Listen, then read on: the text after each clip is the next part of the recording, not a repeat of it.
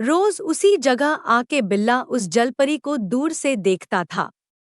वो पानी में खुश थी और बिल्ला सिर्फ उसकी खुशी देखकर मुस्कुराता था। एक दिन बिल्ला ने सोचा, आज उसे पास जाकर देखूं।